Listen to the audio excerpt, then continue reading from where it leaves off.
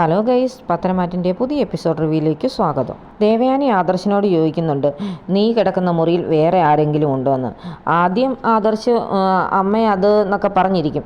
അപ്പോൾ ആദർശിനോട് ദേവയാനി പറയും, നീ സത്യം പറയണമെന്ന് പറയും.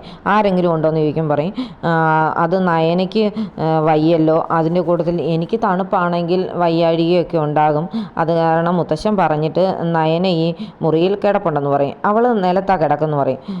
ഞാൻ നിന്നോട് പറഞ്ഞതല്ലേ 41 ദിവസം 2 മുറി കിടക്കണമെന്ന്, എന്നിട്ട് നീ അത് അനുസരിച്ചില്ലല്ലേ, നീ അങ്ങോട്ട് ഫോണ് നയനയുടെ കൊടുക്കാൻ പറയും. നയന ഫോൺ മേടിച്ച് അമ്മയെ എന്ന് വിളിക്കുന്ന ഉടനെ ദേവയാനി അങ്ങ് ദേഷ്യപ്പെടും. നിന്നോട് ഞാൻ പറഞ്ഞിട്ടില്ലേടി നീ ആ മുറി കയറരുതെന്ന്, നിനക്ക് നാണമില്ലേ ഞാൻ അവിടെ ഇല്ലാത്ത സമയത്ത് അവൻ്റെ മുറി കയറി കിടക്കാൻ, 41 ദിവസം 2 മുറി കിടക്കണമെന്ന് ഞാൻ പറഞ്ഞതല്ലായിരുന്നു എന്നൊക്കെ ചോദിച്ച് ദേവയാനി നയനെ ഒരുപാട് വഴക്ക് പറയും.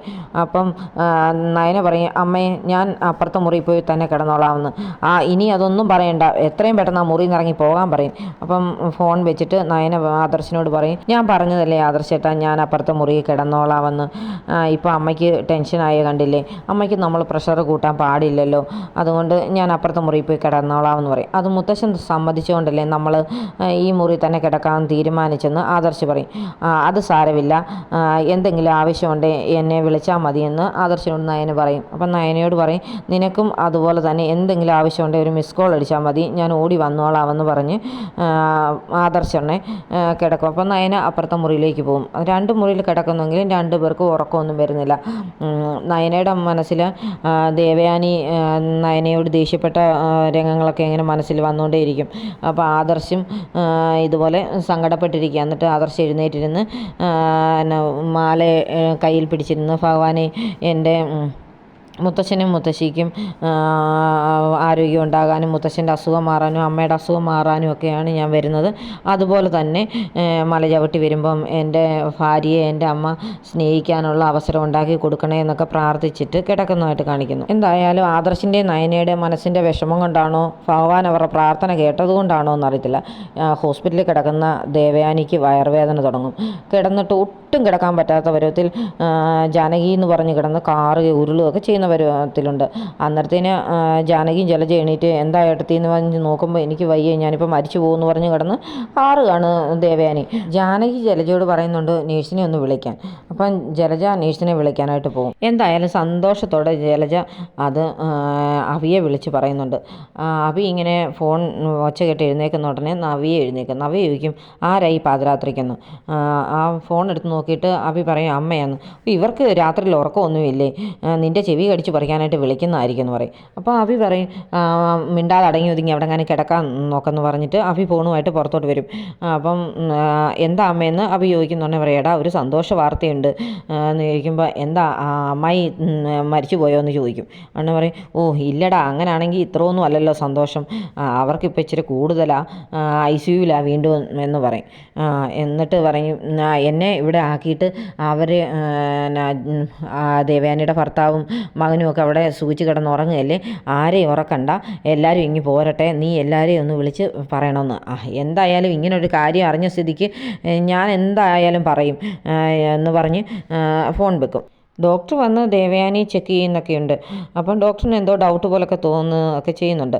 എന്നിട്ട് പറയും, ഇങ്ങനെ വരാൻ സാധ്യതയില്ല, എന്തായാലും ICUവിലേക്ക് മാറ്റാമെന്ന് പറഞ്ഞ് ദേവയാനിയെ ICUവിലേക്ക് മാറ്റും. ജലജ പറയുന്നുണ്ട്, ഞാൻ അവിയെ വിളിച്ച് പറഞ്ഞിരുന്നു വീട്ടിൽ നിന്ന് ആരെങ്കിലുമൊക്കെ വരണ്ടേന്ന് പറയും.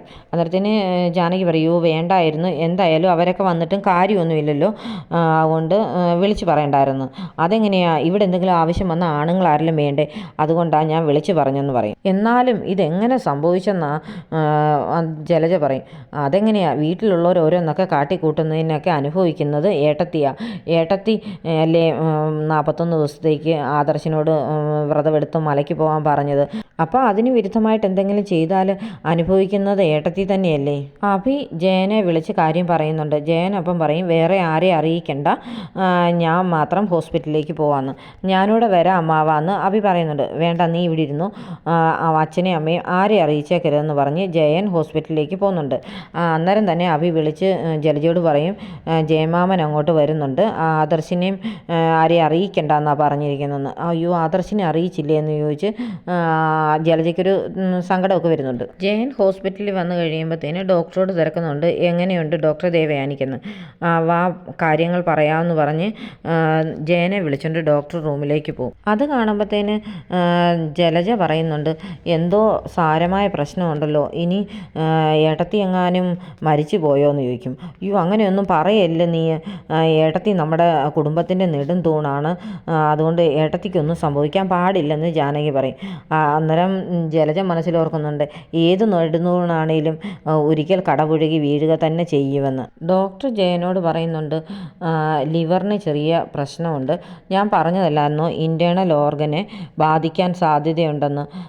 സാധാരണ രക്ഷപ്പെട്ട് കഴിഞ്ഞാൽ പിന്നെ അങ്ങനെ പ്രശ്നങ്ങളൊന്നും ഉണ്ടാകാത്തതാണ്. പക്ഷേ ഇതെന്താ പറ്റിയെന്ന് പറയാൻ പറ്റില്ല ദേവയാനിക്ക്. ദേവയാനിയെ ഇവിടെ കൊണ്ടുവന്നപ്പോൾ തന്നെ സാധാരണ നിലയിൽ സീരിയസ് ആയിരുന്നു, ഇപ്പോൾ കുറച്ച് ഭേദപ്പെട്ട് വന്നതായിരുന്നു. ഇൻറ്റേർണൽ ഓർഗൻസിനെയൊക്കെ കരിച്ചു കളയുന്ന പരുവത്തിലുള്ള വിഷമാണ് അകത്ത് ചെന്നിരിക്കുന്നത്. സാധാരണ രീതിയിലുള്ള ഒരു പേഷ്യൻറ്റും രക്ഷപ്പെടാറില്ലാത്തതാണ്.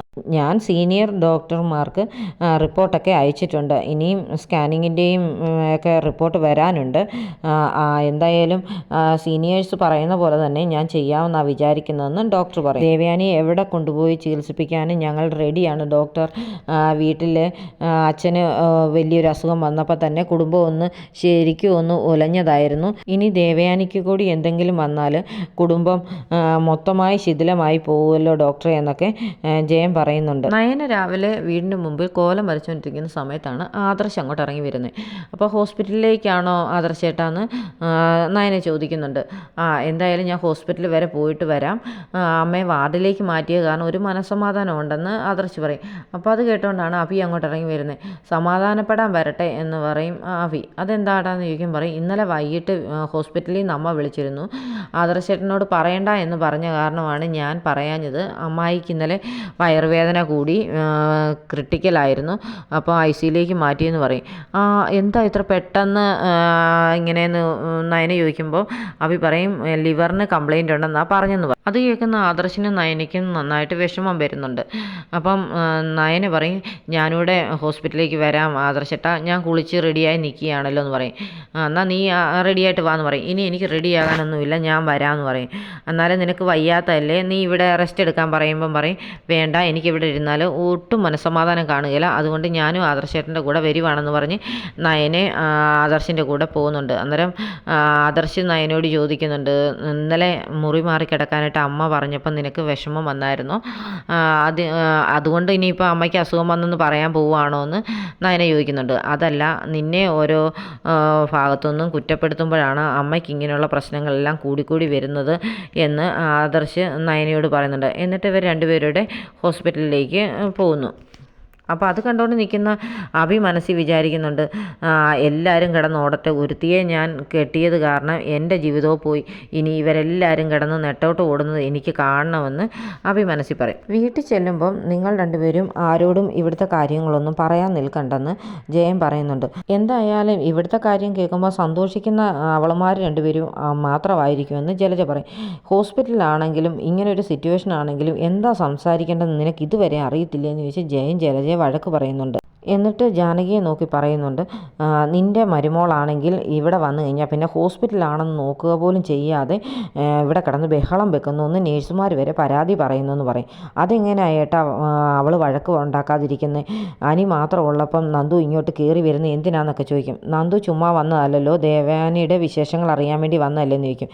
അത് നന്ദു വരുമ്പം അനി മാത്രമുള്ള സമയത്ത് എന്തിനാ വരുന്നതെന്ന് ചോദിച്ച് ജാനകിയും വഴക്കുണ്ടാക്കും. നിൻ്റെ സ്വഭാവത്തിന് ഒരു കുഴപ്പവും ഉണ്ടായിരുന്നതല്ലോ ജാനകി, പക്ഷെ നിൻ്റെ മരുമോൾ വന്നേ പിന്നെ നിൻ്റെ സ്വഭാവം മൊത്തം മാറിപ്പോയെന്ന് ജയൻ പറയും. അപ്പം ജാനകി പറയും, ഇനി ഒന്നും പറഞ്ഞിട്ട് കാര്യമില്ല ജലജ, നമ്മുടെ വീട്ടിലെ എല്ലാവരുടെയും മനസ്സ് മാറ്റിയെടുത്തിരിക്കുന്നത് നയനെ ഒറ്റ ഒരുത്തിയാണെന്ന് പറഞ്ഞ് ദേഷ്യപ്പെട്ട് നിൽക്കുന്ന സമയത്താണ് ആദർശും നയനെ അങ്ങോട്ട് വരുന്നത്. അപ്പം ജലജ പറയും, അതേ വരുന്നുണ്ട്, ഒരിക്കലും ഇങ്ങോട്ട് വരാൻ പാടില്ലാത്ത രണ്ടെണ്ണം വരുന്നുണ്ടെന്ന് പറയും. അപ്പം ആദർശും നയനയും അങ്ങോട്ട് വരുന്നത് കാണിച്ചുകൊണ്ടാണ് ഇന്നത്തെ എപ്പിസോഡ് അവസാനിക്കുന്നത്.